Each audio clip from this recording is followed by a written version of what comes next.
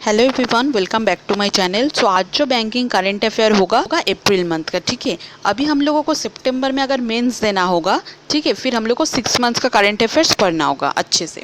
For 6 months मतलब हम लोग अगर अप्रैल से स्टार्ट करेंगे, अप्रैल मई जून जुलाई अगस्त सितंबर, ठीक है, तो फिर बहुत ही ज़्यादा अच्छा होगा और प्रिपरेशन पहले से करोगे तो बहुत ज़्यादा हेल्प होगा। तो बैंकिंग करंट अफेयर में अप्रैल में देखो, इस अप्रैल जो करंट अफेयर है, बैंकिंग रिलेटेड जो करंट अफेयर है, वो सिर्फ 2 ही पार्ट में आएगा, ये और सेकेंड पार्ट। ठीक है, बहुत ज़्यादा कम क्वेश्चन थे इसलिए मैंने अप्रैल पहले। अब मई का जो करंट अफेयर है वो थोड़ा ज़्यादा है, इसलिए आज तक वो या कल लगेगा कंप्लीट होने में।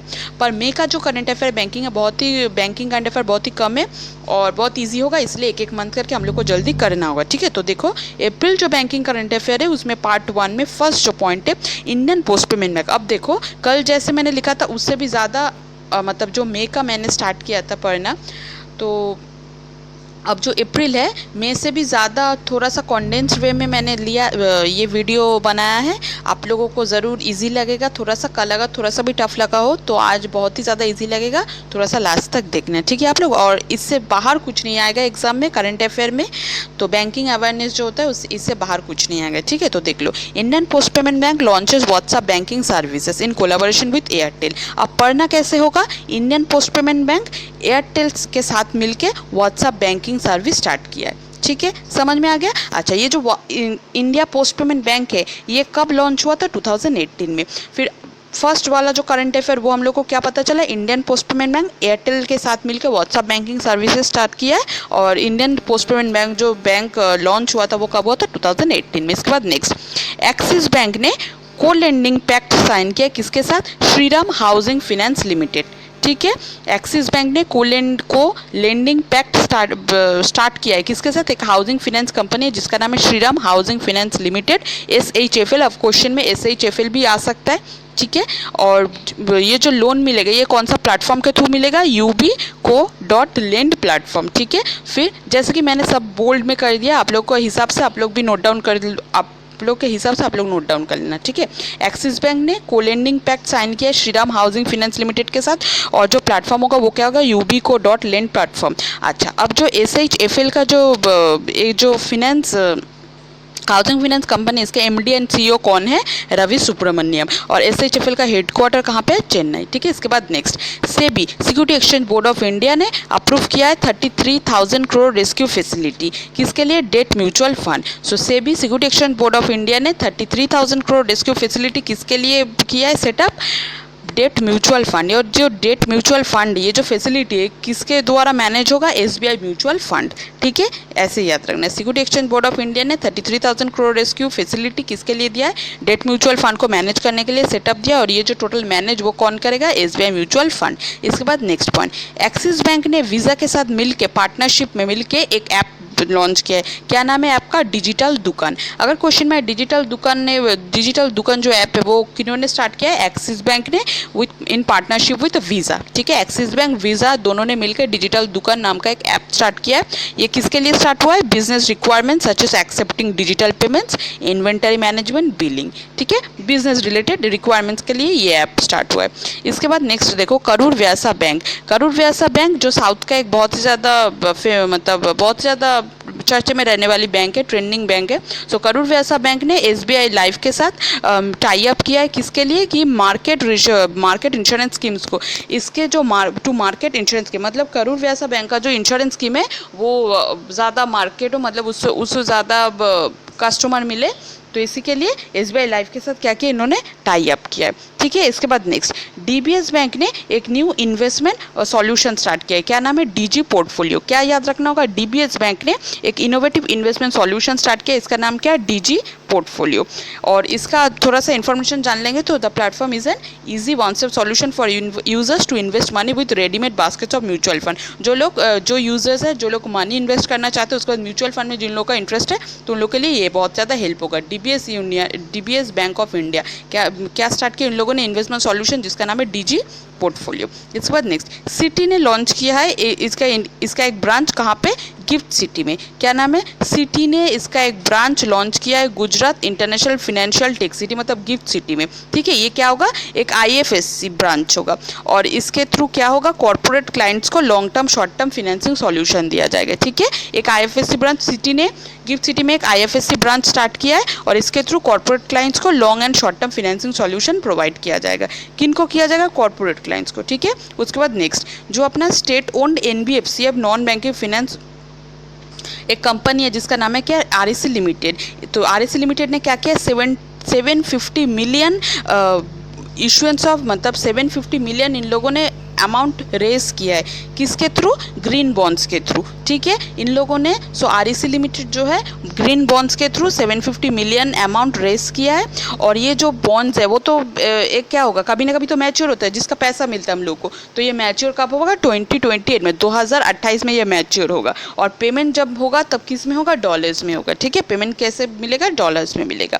Then moving on to the state, जो अपना शेड्यूल कॉमर्शियल बैंक्स है, इन लोगों ने क्रेडिट ग्रोथ दिखाया है कि 2020 जब भी इस साल का क्रेडिट ग्रोथ रेट दिखाता है तो ये मतलब एकदम जनरल सी बात है कि प्रीवियस ईयर से कंपेयर करेंगे तो शेड्यूल कॉमर्शियल बैंक का जो क्रेडिट ग्रोथ बढ़ा है वो प्रीवियस ईयर कितना था? 9.7%। इस साल कितना हुआ है? 15.4%। ठीक है, आप लोग कैसे याद रखोगे? शेड्यूल कॉमर्शियल बैंक्स में क्रेडिट ग्रोथ देखने को मिला। कितना? प्रीवियस ईयर वो था 9.7%। प्रीवियस ईयर का भी याद रखना, अगर पूछ दे तो 9.7% इन फाइनेंशियल ईयर 2022 और 15.4% इन फाइनेंशियल ईयर 23। मैं पिछले कितना दूर पिछले साल में चली गई थी। तो फाइनेंशियल ईयर 23 में 15.4%, 9.7% इन फाइनेंशियल ईयर 2022। ठीक है, इसके बाद next RBI launches the May 2023 round of consumer confidence survey. RBI ने एक सर्वे लॉन्च किया है, उसका नाम क्या है? May 2023 round of consumer confidence survey. ठीक है, और आप लोग को ये क्या मतलब क्वेश्चन कैसे आ सकता है कि RBI ने May 2023 में जो सर्वे लॉन्च किया था वो किसने मैनेज किया था? मैनेज किया था मेसार्स Hansa research group private limited ने। ठीक है, किन्होंने ये पूरा जो सर्वे ऑफ इंडिया में, मतलब जो सर्वे किया गया है, ये टोटल कंडक्ट करने में रिस्पॉन्सिबल कौन थे? Messrs Hansa research group private limited. ठीक है, उसके बाद moving on to the next, जो Indian banks bad loan drop to 4.4% of total asset. ये बहुत ही ज़्यादा इंपॉर्टेंट है, ट्रेंडिंग में रहेगा और करंट अफेयर के लिए भी बहुत ज़्यादा इंपॉर्टेंट है। इंडियन जितना सारे बैंक है वो बैंक में जो बैड लोन था वो कितना परसेंट से ड्रॉप हुआ है? 4.4%। ठीक है, 4.4%। उसके बाद नेक्स्ट रिलायंस जनरल इंश्योरेंस। सभी को पता है रिलायंस जनरल इंश्योरेंस है, तो has become the Future Generali insurance company in the country to accept the Reserve Bank of India central bank digital currency e rupee for premium payment. अब जनरल इंश्योरेंस कुछ होगा, insurance होगा तो प्रीमियम पेमेंट तो होगा। तो रिलायंस जनरल इंश्योरेंस ने accept किया है रिजर्व बैंक ऑफ इंडिया जो central bank digital currency e-rupee है, प्रीमियम पे करने के लिए वो यूज़ कर सकते हो। ठीक है, इसके बाद नेक्स्ट मतलब रिलायंस जनरल इंश्योरेंस वो एक्सेप्ट कर लेंगे प्रीमियम पेमेंट के टाइम पे अगर कोई India central bank digital currency of reserve Bank of India use करे यूरोपी के तौर पे, तो वो लोग मतलब जनरल इंश्योरेंस एक्सेप्ट कर लेंगे। ठीक है, इसके बाद नेक्स्ट जो security exchange board of India SEBI ने एक डिसीजन लिया है। क्या है वो डिसीजन? क्या है कि barred stock brokers from pledging clients funds with bank. जो क्लाइंट्स का जो फंड्स होता है वो बैंक के साथ जो प्लेज करते हैं वो सेबी ने बंद कर दिया है। ठीक है, स्टॉक ब्रोकर जो है वो स्टॉक ब्रोकर क्या करते थे? पहले जो क्लाइंट्स के फंड्स है वो प्लेज कर देते थे। ठीक है, तो वो अगर ना किया जाए इसके लिए सेबी ने क्या किया है? वो बर्ड किया है, मतलब मना कर दिया है। बर्ड मतलब मना कर देना। ठीक है, इसके बाद next RBI cancels Adoor cooperative urban bank banking licence. RBI ने देखो अब किसी को कोई बैंकिंग लाइसेंस देना और किसी का लाइसेंस कैंसिल करना, ये सब किसके हाथों में होता है? रिजर्व बैंक ऑफ इंडिया के। तो ऐसे ही रिजर्व बैंक ऑफ इंडिया ने आदुर कोऑपरेटिव अर्बन बैंक जो था उनका बैंकिंग लाइसेंस ले लिया है और अभी वो कैसे फंक्शन करेंगे? नॉन बैंकिंग इंस्टीट्यूशन की तरह। ठीक है, फिर याद रखना आदुर कोऑपरेटिव अर्बन बैंक। अगर क्वेश्चन में रिसेंटली RBI ने किनका बैंकिंग लाइसेंस कैंसिल कर दिया तो ऑप्शन में अगर होगा तो आदुर कोऑपरेटिव अर्बन बैंक। ठीक है, इसके बाद नेक्स्ट अच्छा, reserve Bank of India impose penalties on for cooperative bank. अच्छा, अब रिजर्व बैंक ऑफ इंडिया जैसे कैंसिल करते हैं लाइसेंस के, जैसे अप्रूव करते हैं, वैसे बहुत सारे फिनेंशियल इंस्टीट्यूशन में पेनल्टीज भी लगाते हैं। वैसे ही 4 जगह पे 4 कोऑपरेटिव बैंक्स में पेनल्टी लगाया गया अप्रैल में। कौन कौन था वो? Bombay mercantile cooperative bank, Tamil Nadu state apex cooperative bank, Janata Sahakari bank and बरन नागरिक सहकारी